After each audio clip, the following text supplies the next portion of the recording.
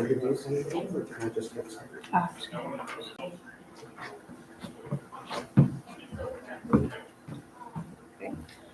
Good morning. My name is Daniel. Welcome to Orchard Park Secondary School, home of the FRC Team 2056. If you have any questions throughout the day, please feel free to ask me.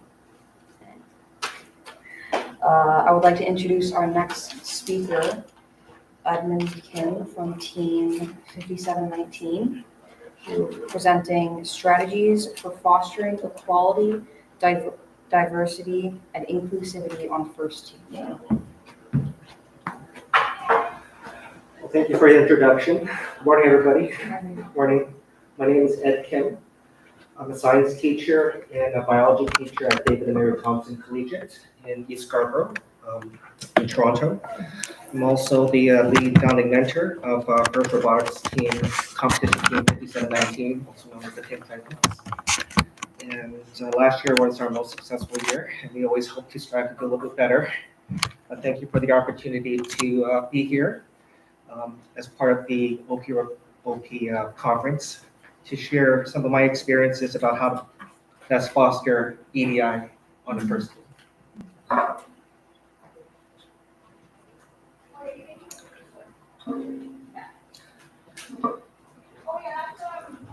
I thought that we can start off by a big land acknowledgement. So if you're able, if you can kindly stand, and we'll do a land acknowledgement, please. At First Robotics Canada, we acknowledge the elders and youth, past, present, and emerging, of all the land on which we work and live. We honor the ancestral spirits with gratitude and respect. We acknowledge this land out of respect for the Indigenous nations who have cared for Turtle Island, and also called North America. The Indigenous people have been gifted the role of caretakers of this land before the arrival of settler peoples until today. Most importantly, we remember the history of these lands and people that have been tainted by poor treatment and a lack of friendship with the First Nations who call Canada home before it was given this name. This history is something that affects everyone. We are all treaty people in Canada. We all have a shared history to reflect on and are affected by this history in different ways. Our past defines our present, but if we move forward as friends and allies, it does not define our future. We move forward in respect, reflection, and reconciliation. Thanks very much. This happens to be the land acknowledgement given at all first events, whether it be the first FLL Explorer, the FLL Challenge, FTC, FRC competitions, and so it's just to acknowledge the history of the land that we are on, and the fact that we have a lot of us, especially mentors and adults, have privilege, and we just want to make the space open and inclusive to everyone who participates.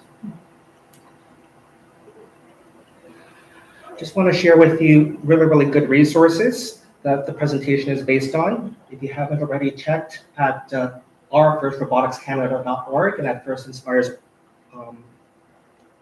firstinspires.org, equity, diversity, and inclusivity is a focus that is being promoted to ensure that all teams are aware of, to provide equal opportunities for all the members. And so for students and mentors and adults and anyone who are brand new to the concept and would like to participate and get involved more, there are a lot of training modules that they can participate in. Each of these modules could take about half an hour to an hour. And interestingly, I think First Robotics Canada offers a patch or a badge that you can wear on your uniform if you're interested to let others know that you are aware of the EDA values of First Robotics Canada and First Inspires.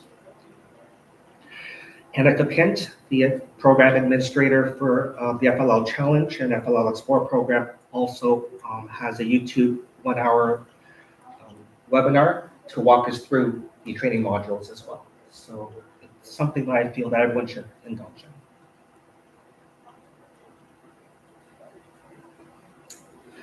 I just want to highlight a couple of the key statements from the First Inspires website. So this is a policy directly from First headquarters. First is committed to fostering and cultivating and creating a culture of equity, diversity, and inclusion.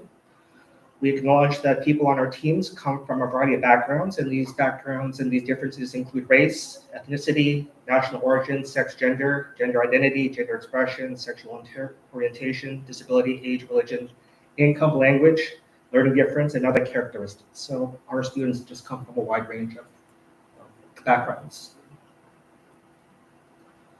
All the programs from FLL Explorer to the FRC, all the programs from kindergarten to grade 12, want to ensure that mentors and students are aware of a space where learning and teaching is free and that everyone can be respected as individuals.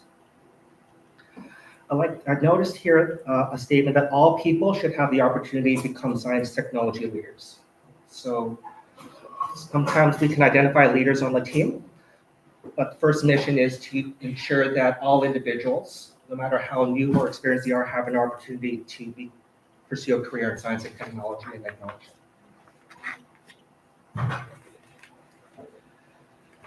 This is directly from FIRST Canada's website. FIRST Canada wants to prepare young people for the world of tomorrow.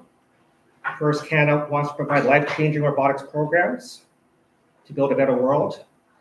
And the vision of FIRST Canada is to transform the country and establish a culture where STEM is celebrated and young people dream to become leaders in STEM.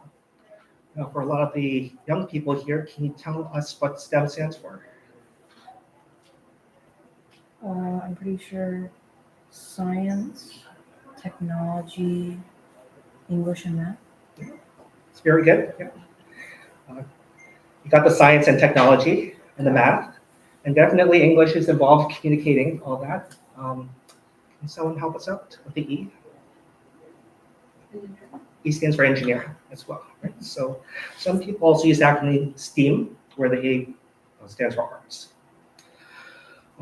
Whether we're teaching or learning STEM, some of you have also heard of the 4 C's involved: collaboration, communication, critical thinking, and creativity. So these are skills that we try to foster in a STEM program. Obviously, in a robotics program, creativity and critical thinking helps build a fantastical robot that competes well. But the other 2 C's involve communication and collaboration, which directly deals with people. So often we think of STEM as being very quantitative, but we also need to understand that to foster leaders need to be able to communicate and share their experiences so that all of us can celebrate.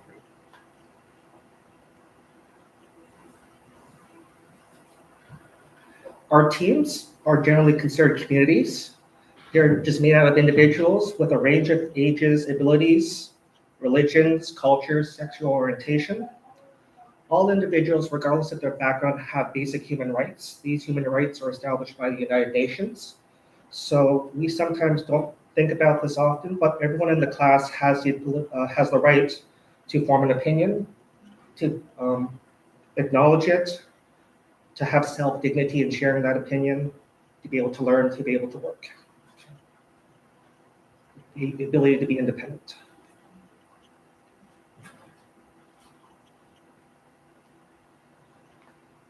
It's often said that we want to create or promote equality and equity. Sometimes the 2 words are interchanged. What does it mean to promote equality? If you look at this picture right here, can you see how all individuals have an opportunity to ride a bicycle? So if there are 10 people in the room, all 10 people have an opportunity to ride a bicycle. We'll provide 10 bicycles.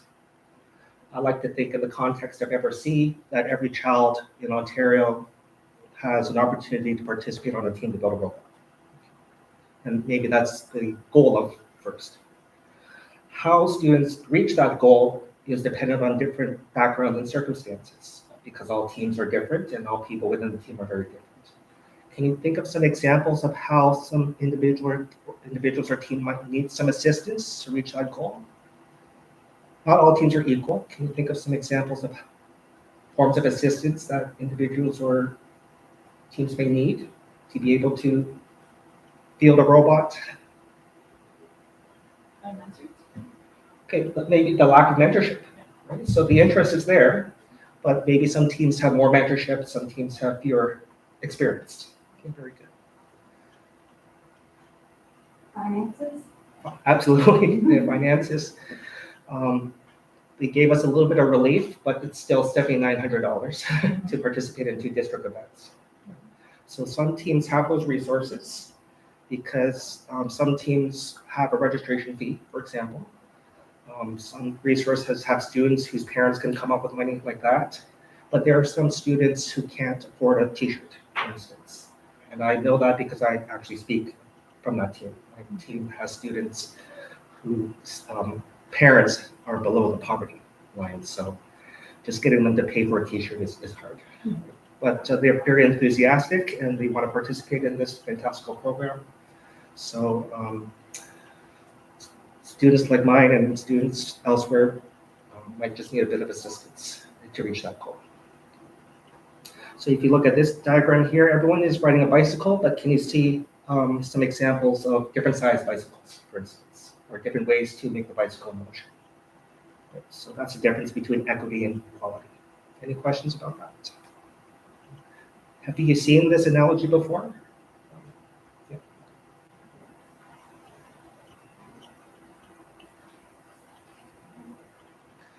As we know, the FRC team is the FRC FTC first is a fantastical program because we want to simulate the real world and the real world experiences. So a lot of our students get excited about pursuing a career in STEM. With that said, to be successful in a career in STEM, you just want to make sure that everyone feels valued and everyone contributes equally and successfully, and everyone's opinion matters. And so to do that, we have to acknowledge the different backgrounds and different sources of all the members of the team.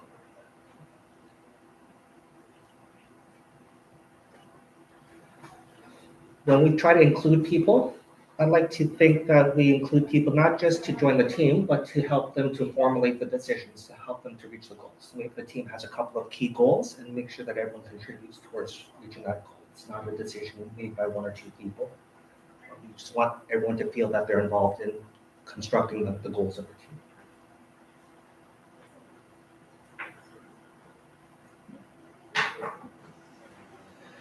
Because everyone comes from a different background, and teaching and learning are the crux of a first program, especially during the build season. Sometimes it's very, very important to understand where the person is coming from, the person who is teaching or the person who is learning. So especially if the person that you're trying to communicate is very, very different, clearly empathy is a skill that is very, very valuable. When we talk about empathy, we can be very, very calm and just be present and just listen, especially when someone is very, very excited about the situation that they weren't comfortable with. You just want to listen. And then you also want to put yourself in their shoes because their experience is different from your experience, perhaps, right? So you just have to be more understanding of why they think this way and why they feel this way. So I have a little diagram here that we can always use some reminders. Listen attentively, feel free to talk openly, and hold back any judgments. Hold back any judgments because everyone's feeling and experiences are valid. I just want to introduce a couple of more terms because this to promote equity, diversity, inclusivity, a lot of the concepts are different from each other, and so there are terms to help identify different strategies to help promote equity, diversity, inclusivity. With that said, there are some barriers that exist on all teams. They exist on the teams because they exist in the workplace as well, especially when there's a lot of diversity. Sometimes, especially when you want to get a goal done quickly, sometimes people think they have the right idea, and sometimes you see examples of microaggression. How many of you have heard of the term microaggression? Can you think of an example of microaggression, not just maybe from you or from anyone else, not just on the FRCT, but just in life? Not really. I don't know what you're talking about exactly. Maybe we're forming groups and someone looks a little different, and so we're just going to say, you know what, we're not going to talk to that person, right? Or we're just going to ignore them, right? Or we're not going to include them. Right? It could be active name calling, right? It could be very, very subtle. As you know, people have different pronouns. And yet sometimes people say, that pronoun doesn't exist. Right? So we just kind of exclude their experience and their identity. So that's a very subtle jab. It's called a microaggression. Unconscious bias is a socialized assumption made without thinking. If I see a young boy walking with an old man, I'm just going to assume that the old man is a grandfather. But that's not always the case. A lot of people think I teach physics.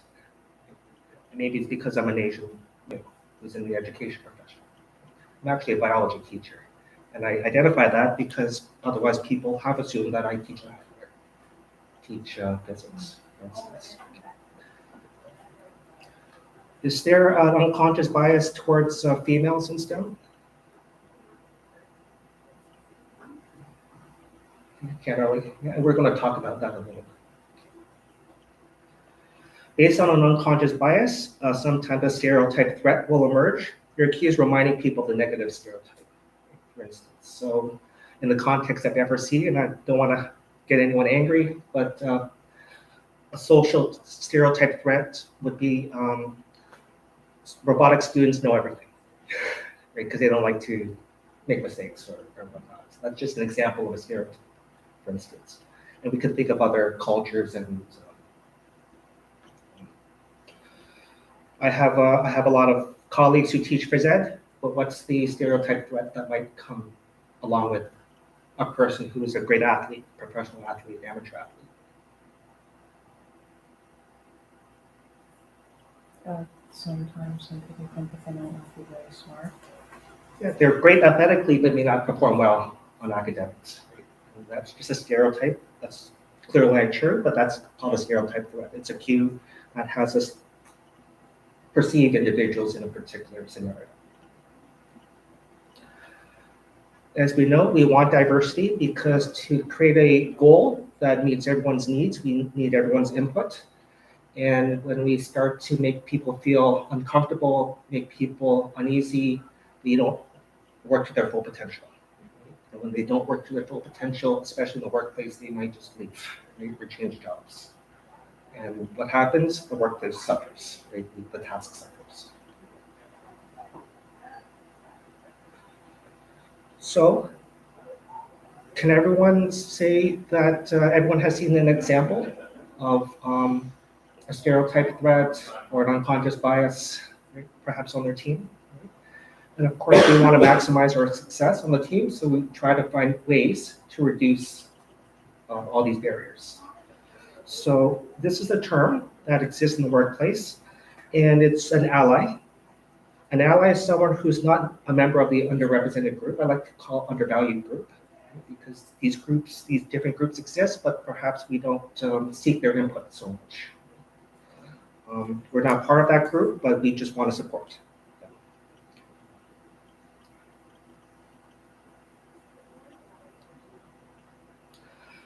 A sponsor is a type of ally that will support an undervalued person. An example would be when you're in a group, when you're in a meeting. I learned this from Fatima, and I think it was a great idea. Right? So giving a shout out. Not owning that idea as my own because I'm the speaker, but acknowledging that someone else, perhaps someone was quiet, came up with the idea, and you just kind of put them on the spotlight. So you just want to highlight that idea. So I'm an ally to her. A champion is an ally that would support an undervalued person more publicly, for instance. Celebrate the accomplishments of these individuals. If someone fixed a motor or rewired a sensor and got it working, just don't say that it works, but identify the person and their time and all the work that they put in, right? To acknowledge the fact that this person helped the team to improve. So just doing something like that would make you a champion on the team, especially to that individual. If someone doesn't step up for a leadership role or leadership for a sub-team, but you feel that they have potential and they're too quiet or shy to step up, maybe encourage them or talk to someone, a leader, and suggest that maybe have them talk to that person, encourage them to step up and try something new. So that would be an example of a champion.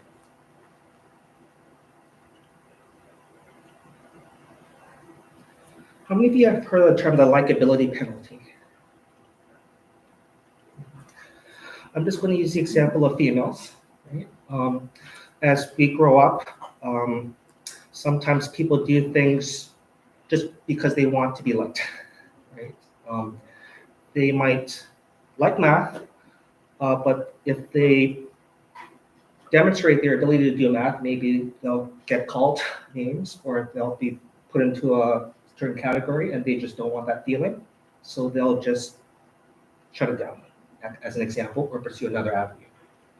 And then they might pursue math later, like physics in high school, and they do really, really well. So when the female student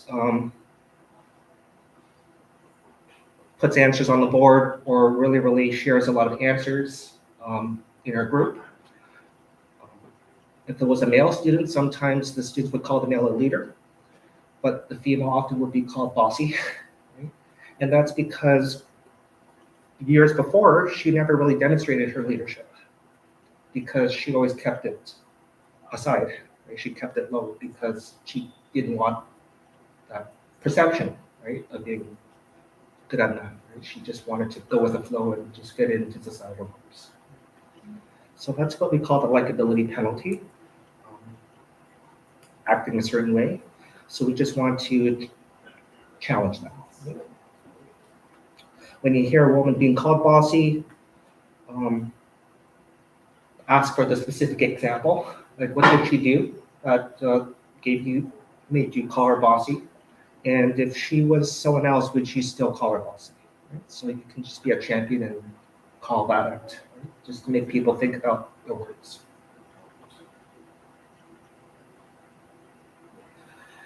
A lot of students don't step up because they're not very confident, right? But sometimes, I think all of us have had a champion that just encouraged us to just do it, right?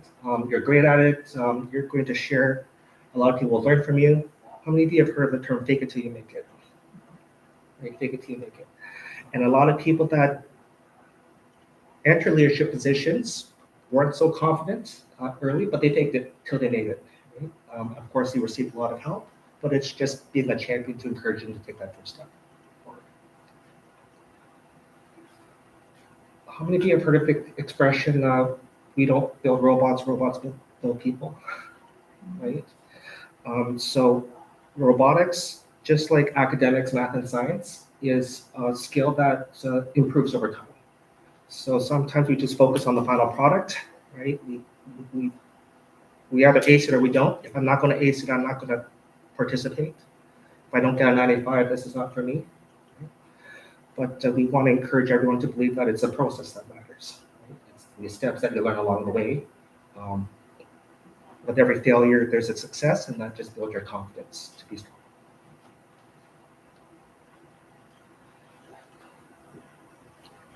One of the reasons, and this is based on data, one of the reasons why a lot of females don't maybe receive that leadership position, especially in industry or in business, is because when they look at two applications, the applications and the reference letters, the reference letter, say both the male and the female are qualified equally, but the reference letter from a male referee would write a lot of descriptions and specifics, right, and examples, whereas the reference, I'm going to backtrack because when a reference writes information about the female applicant, sometimes the information is very, very vague. Right? Like, she did a good job. Right? Whereas for a male applicant, the referee would write something more specific, more detailed, to let the referee know, oh, this person could be qualified. And because the description on the female's application is very, very vague, as in she did a good job, when she does get the role, sometimes the boss will not believe that she can do the job, and that she will have to demonstrate maybe 2, 3, 4 times more effort than the male counterpart because the boss just didn't believe it. So as a champion, you would equally give all people that are applying for a job a lot of descriptive, detailed feedback, right? Just rely on the data and give everyone a good opportunity to be successful in the role that they're pursuing. Karthik always mentioned this, so I always, it resonates with me. Mentorship is hard to come by sometimes, but if you have a mentor, you're all young people and we're mentors ourselves. So if you have a person with maybe a year or two more experience than you do, someone 5, 10 years more experience than you do, and then someone 20 years more experience than you do, you have different mentors that can share experiences at different levels. So you have a particular pathway, and so they made the mistakes and they just don't want you to repeat those mistakes. So it's always good to have a mentor, and when we have mentors, we're very, very thankful. So feel free to reach down and pull up that student or that person who wants to learn and become a mentor yourself. It doesn't require your whole time, but just your availability to listen and to acknowledge what their goals are is a big deal.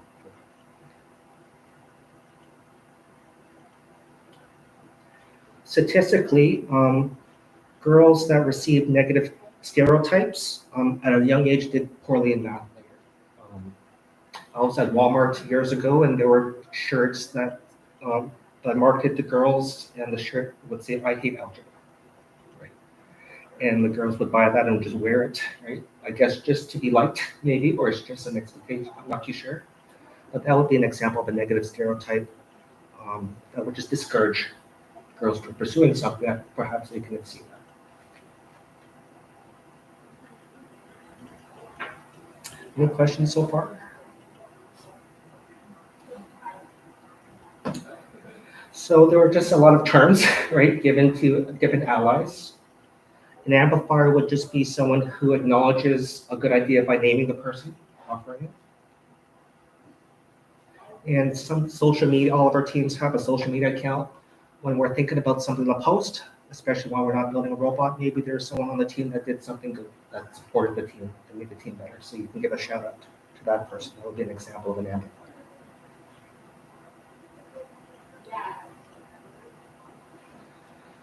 An upstander is someone who would actually stand up to bullying as an example, or something that they see as wrong. Right? So often we just kind of stand by, but if you're a champion and you want to stand up and call it out, that person would appreciate it. If you see someone being bullied or harassed, just step in and say, "Hey, what are you guys talking about?" Right? So that the bully would then start to realize what their actions are, and then you can just talk to the person being bullied later and ask if everything's okay and did you want me to interject it and show some empathy that way.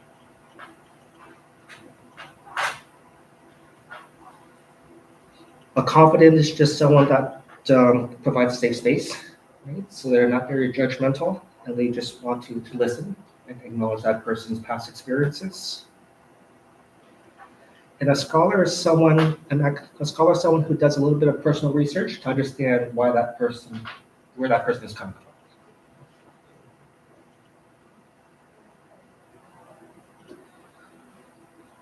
Just to put ourselves in the shoes of someone who might need to overcome some barriers, I have some activities. So first of all, thanks very much for your attention. But I do have some activities that I would like us to participate in. Everyone received a dot, I believe. Okay.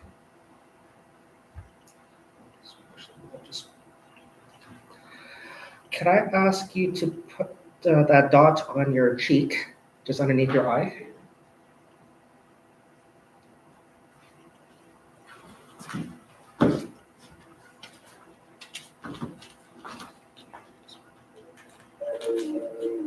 Okay. And the only two rules that I'm going to offer for the next 5 minutes is to organize yourselves and no talking.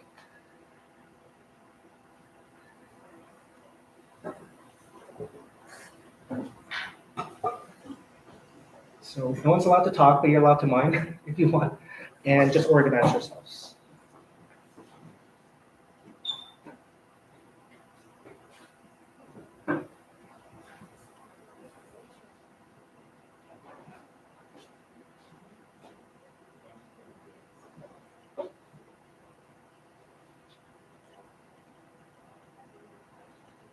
Is everyone good? Yeah, okay, all right.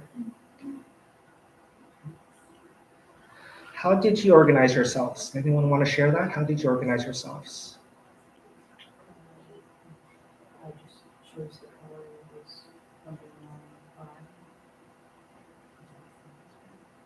It is, yeah, you didn't, oh, yeah, it is. How did you guys generally know where to go? Doesn't have to stand up, you know, find apartments, so it's basically safe as a ship. Yeah, so you looked around, Yeah. right, and used some gestures, right? It's a small group, I acknowledge, but did anyone use their arms and just kind of do more motion, right? Just to encourage people to go where they need to go. Were there some leaders? Did you guys notice any leaders when you're trying to organize yourselves?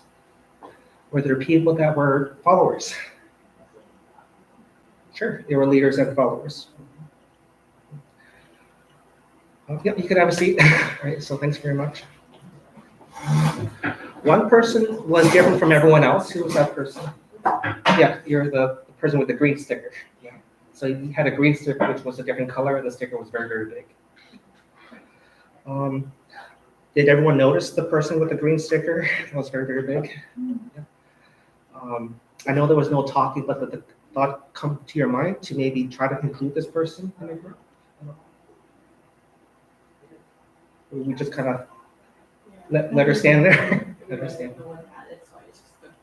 So you just stayed back. Yeah. Okay. For those that form groups, yes. I was thinking, what after we had formed the groups, maybe we should go to 27 because we're both on the 20, 56. It's a good point, right? So there's some commonality outside of the stickers, right? And if we had some time, maybe you would have encouraged her to join the group. So the take-home message is this, that within an FRC team or any other team, groupthink is a concept that exists.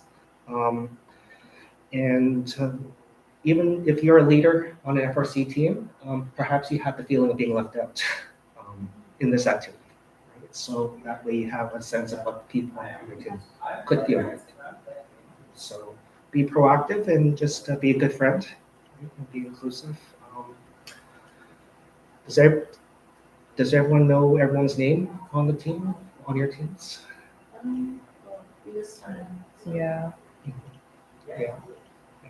Some teams are big, right? My team, we recruited about 20 people. But just as a teacher, I really do my best to learn everyone's name, right? And not just that, but make sure I talk to everyone when they come, right? So that I want to acknowledge that they made their time and efforts to meet some new friends, right? And so my role is to maybe help to facilitate.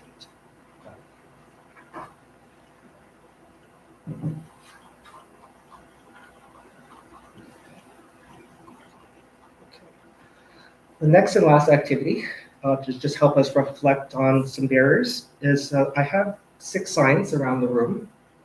One says person with a disability, woman from Iran, basketball player, break dancer. I think that was a popular sport this summer. Refugee and ex-high security prisoner. If you could go far away, it would be a 15-hour flight, right? And there's a seat next to you, and there has to be someone sitting next to you. Which of these individuals would you want to have seated next to you for 15 hours of flight? So how about if I ask that you just look at the signs and just go to that side?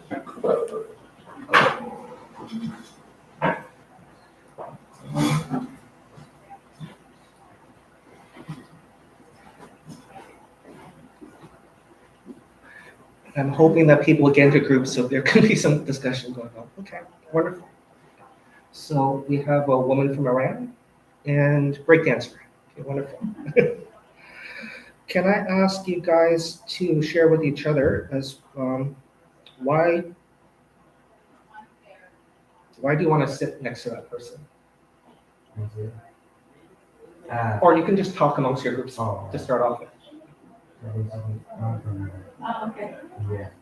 So I would say I know my people. Yeah. So yeah. They're really interesting people. So why not? I would do it. And that's the main reason, and the other one is that most, all of them, like, we even need to talk to others, like, the situations that we have had, the things that we have been through, it was really hard, not even for, not only for women, for all of the people. And the things that changed was like the governance everything in the country, like, it was one of the reasons that it changed. Like the governments, you're not even care of people. So I would like to be there and like see next to them, and more things, more about them.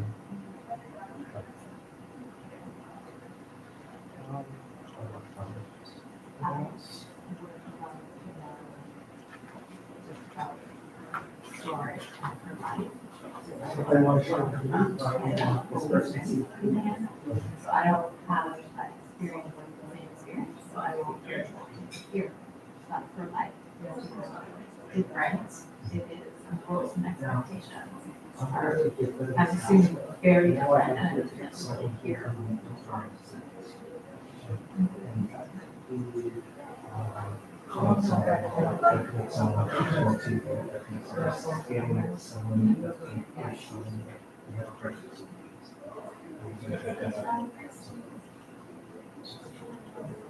Yeah, so I'm curious, but I don't want to call someone out.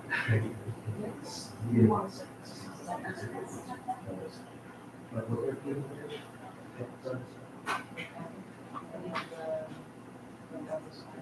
Yeah, so, okay, thanks very much. Yeah, you can have a seat.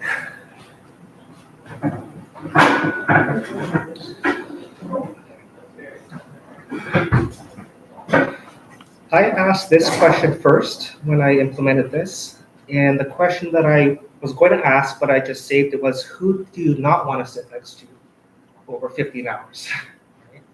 So we have a person with a disability, a woman from Iran, a basketball player, a break dancer, a refugee, a high security prisoner. Does anybody here want to participate in this part? Or you don't have to. So for 15 hours, you have no choice but to sit next to this person. So, does anybody want to share?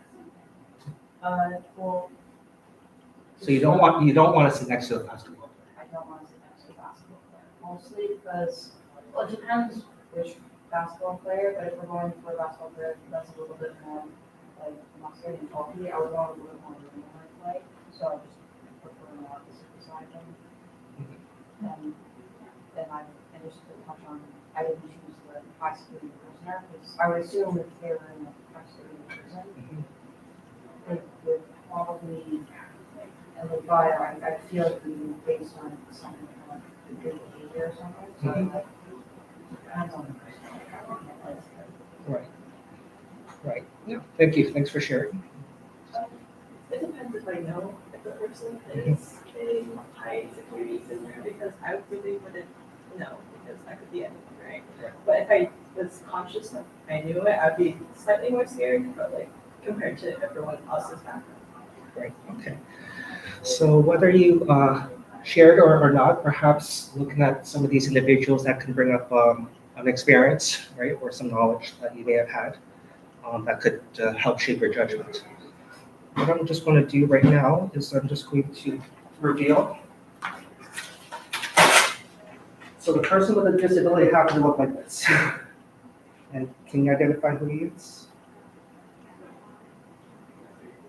Yeah, that's what I'm saying. No, I mean, we have to say it. Yep, do you know who it is? Yeah. Who is it? Mark Zuckerberg. Yeah, it's Mark Zuckerberg. And exactly. So Mark Zuckerberg created Facebook. He has Asperger's syndrome, right? And he has a hard time socializing with people. Right? So he does have a disability diagnosed, right? But maybe we would have missed out on an opportunity to talk to that person, right? For sure. This person wasn't wearing her uniform, but she was an astronaut.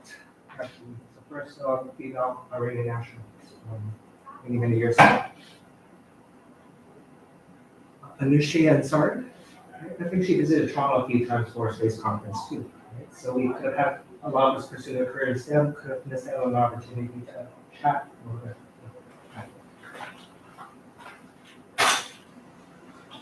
This basketball player, Kendra Ohama, she plays very well basketball, but she was an Olympic gold medalist as well. So she has a lot of good experience, especially in success, in every success.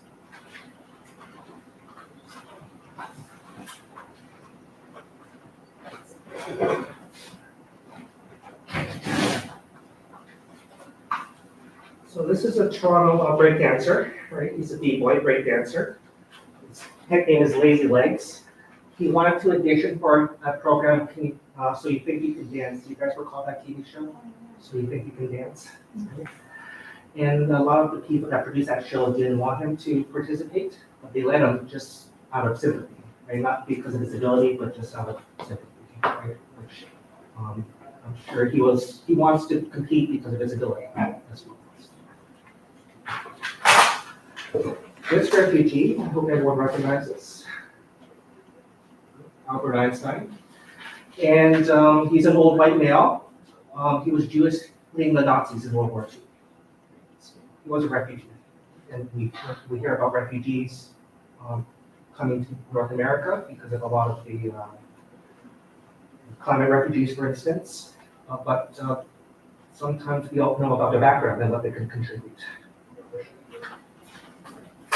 And then a lot of us may not realize that Nelson Mandela was a high-risk security prisoner. That he became a leader of apartheid and a president of South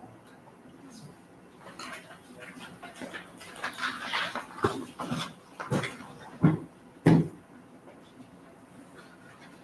So you've all heard of the expression, you can't judge a book by its cover, right, for sure. And sometimes we have preconceived notions just based on our experiences and our told stories, but everyone has a story that they can share, that they can contribute to the larger group. How are stereotypes perpetuated?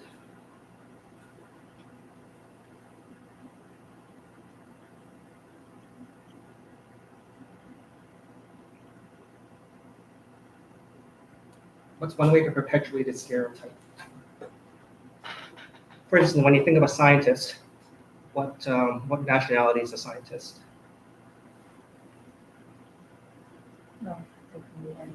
There could be any nationality. Yeah, that's right. They did this study. They asked a bunch of middle school junior kids to draw a scientist, and they all drew a white male with a lab coat with crazy hair mixing chemicals.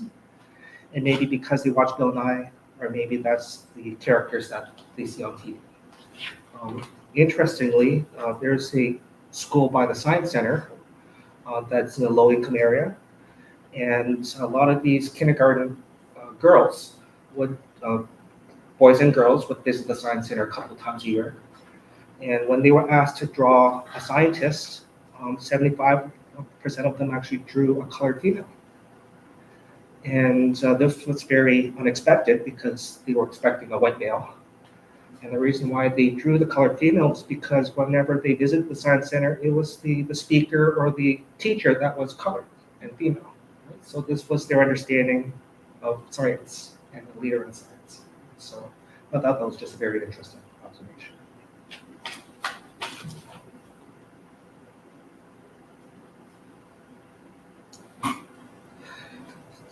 Just in conclusion, everyone, and these are my notes for self-reflection, so perhaps you might share as well. Strive for intellectual humility. You can always learn, right? We don't know everything. You can always learn. There's a difference between opinion, a story that you heard from someone, and informed knowledge from data. Right? So make sure you separate the three. Whenever I have a defensive reaction, I feel guilty, I feel bad, just try to reflect on that, right? And see why I felt that way and how I could better understand different points of view. I'm a teacher, so I'm a role model adult, right? So just be aware of my privilege, right? And the ability to help influence other people. And a lot of you in leadership positions are in that position as well. Right? So you have a lot of people that are looking up to you, want opportunities. I know we want a winning robot, but a lot of these students want to participate in the STEM program. Just this week, I have a girl, grade 9. She came from Nigeria, Africa, and she said she wants to join the robotics team. And I asked her, do you have any coding or STEM experience? And she goes, I have absolutely none. Right? And I gave her some Lego robots, and I gave her the program to follow to build a robot. She took her mouse and pointed at the screen because she didn't even know how to use a mouse, right? And so we could have just said, you know what, we're looking for other people on the team.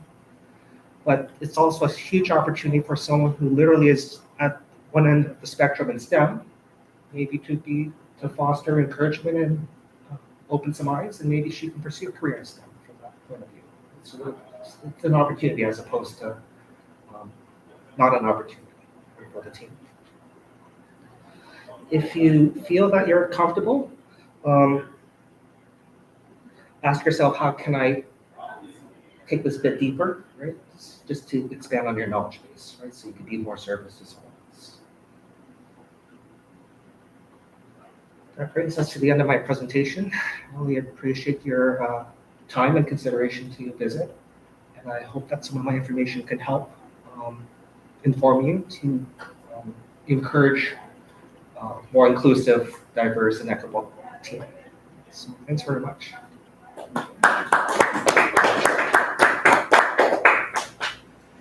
We finished on time too.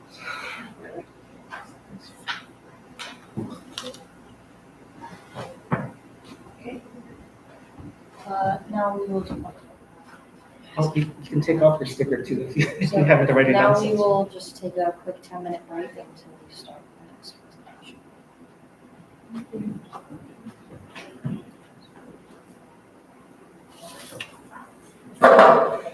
Just to share with you personally, and you probably can figure this out. I've taught for many years, but I'm not a comfortable public speaker, right? But my kids just said, you know, you do this with us, and you should share, right? So this was I attended the 2056 conference. This is my 6th visit, I believe, but I've never felt that I was good enough to present. So I gave it a try, right? And I hope if you didn't feel that you can present, I hope I encouraged you that it's okay, right? And people can still learn. So thanks for your attention. Thanks for being friendly. Do you do these activities with your team at the beginning of the year? I try, Yeah. or even throughout the year. Yeah. I know it could be monotonous to just work on mechanical things, but I do want people, I want all 20 people on the team to know each other. Right? Right? So sometimes people get isolated into groups, but I also want the mechanical people to know that the outreach team did really, really good things, right? And I want everyone to know each other's name and how everyone works towards the team. So we do these throughout the year. I think it's important, just do some teamwork. I'll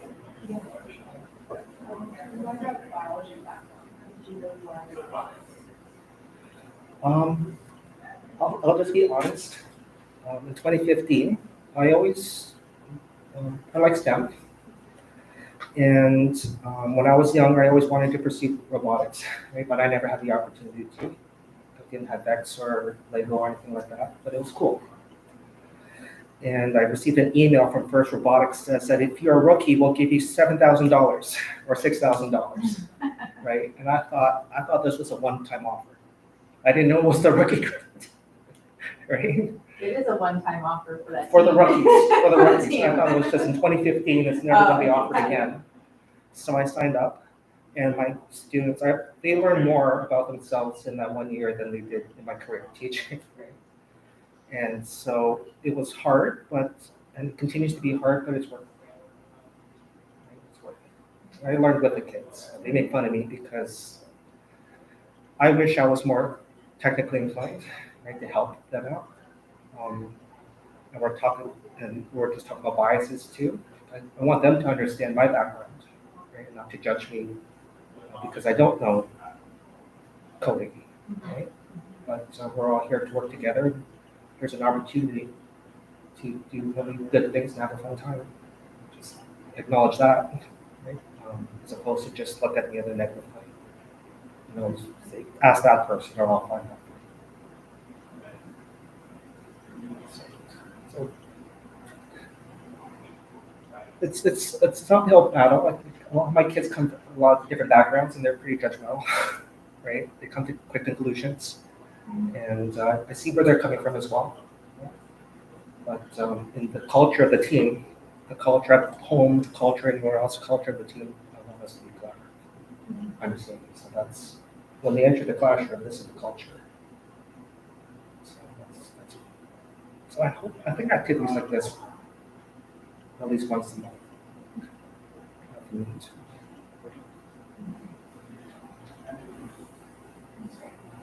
Oh no, thanks for attending. Appreciate it. When does the next session start? I can check right now. Is it time, like, is it every hour, is that when our session starts? I'm pretty sure. Yeah.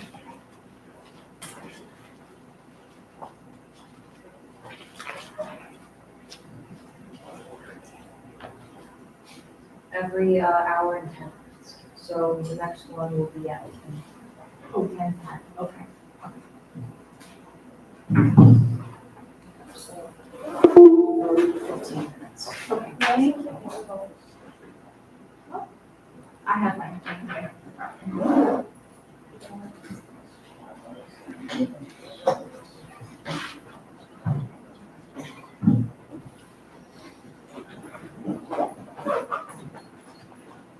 Thank you so much. Oh, thanks. Thanks for coming by. Thanks for.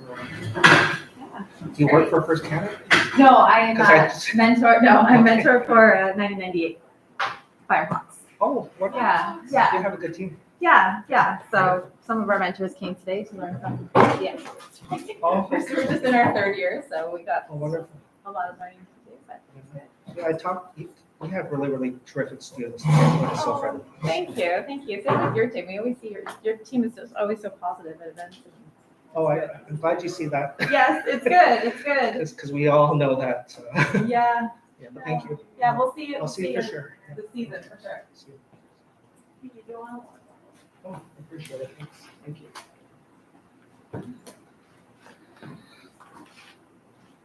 So I know that at a conference like this, clearly like technical workshops are popular, but I hope you can take away something. Yeah, that was great. I hope you can take away something to make your team improve. So that was my goal. Did you take away something? I did. Okay. Are you going to be here for the rest of the conference? I am.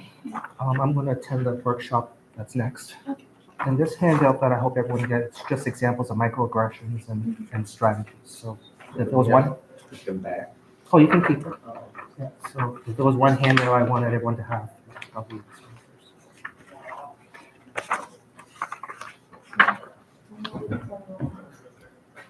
We're checking them, but like I gotta go and check the.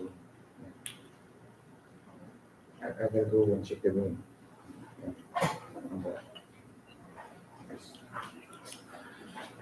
Got one more question. Just for the future, because I'd like to do this presentation again, maybe to someone else. I was pretty heavy with a lot of vocabulary. Do you think I could have maybe cut that back and did another activity? Or were all the terms important to Terms introduce? are really important. I think everything was great. Maybe like spreads activities. Okay, so like a break in between. Yeah.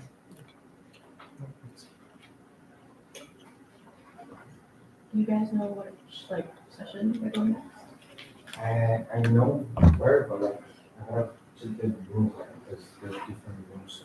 Oh, yeah. Okay.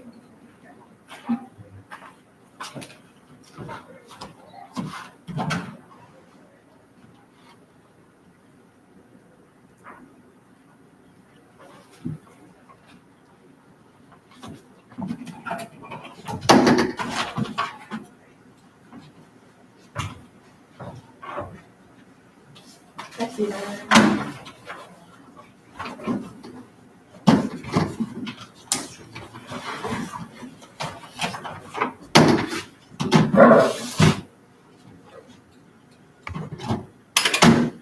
Thank you so much. Well, thank you for the opportunity.